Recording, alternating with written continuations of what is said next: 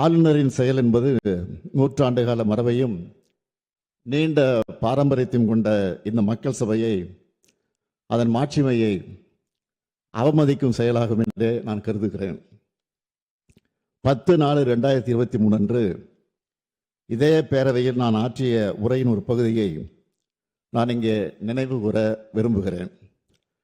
ஆட்டுக்கு தாடியும் நாட்டுக்கு ஆளுநர் பதவியும் தேவையில்லை என்று பேரறிஞர் அண்ணா அவர்கள் கூறிய போதிலும், அதை முத்தமிழறிஞர் தலைவர் கலைஞர் அவர்கள் வழிமொழிந்த போதிலும், அந்த பதவி இருக்கும் வரை அதற்குரிய மரியாதையை கொடுக்க அவர்கள் முதலமைச்சர்களாக இருந்த நேரத்தில் தவறியதில்லை. அவர்களது வழியை பின்பற்றி நானும் அதிலிருந்து இம்மி அளவும் விலகியதில்லை. இந்த அரசும் தவறியதில்லை என்று அன்றைக்கு நான் எடுத்துரைத்தேன். அந்த கொள்கையொட்டியே நான் ஆளுநர் அவர்கள் உரை நிகழ்த்த வேண்டும் என்று நடவடிக்கை எடுக்க ஆணையிட்டேன். எனினும் மாண்புமிகு ஆளுநர் அவர்கள் ஏற்கனவே நடந்து கொண்டது போலவே மீண்டும் இன்று செயல்பட்டிருப்பது மிகவும் வருத்தத்திற்குரியது.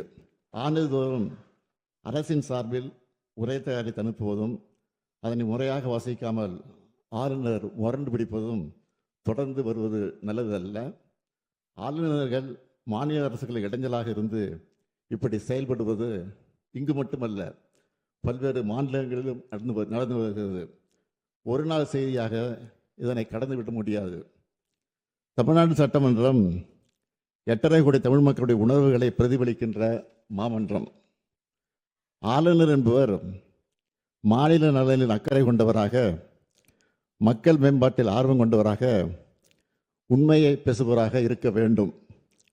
மக்களுடைய பேராதரவோடு பெரும்பான்மையோடு வெற்றி பெற்று ஆட்சி அமைந்துள்ள அரசு எடுக்கின்ற முடிவுகளுக்கு ஒத்துழைப்பு கூடியவராக இருக்க வேண்டும். அதைத்தான் அரசமைப்பு சட்டமும் அந்த பதவி வகுப்பிடம் இருந்து எதிர்பார்க்கிறது. ஆனால் நம்முடைய ஆளுநர் அவர்கள் அதற்கு மாறாக செயல்படுகிறார். மாநில நிர்வாகத்தை முடக்கவும் பொது மேடைகளில் அரசியல் பேசியும் அவதூறு பரப்பி வருகிறார். அது அவர் சொந்த விருப்பம் என்று கருதலாம்.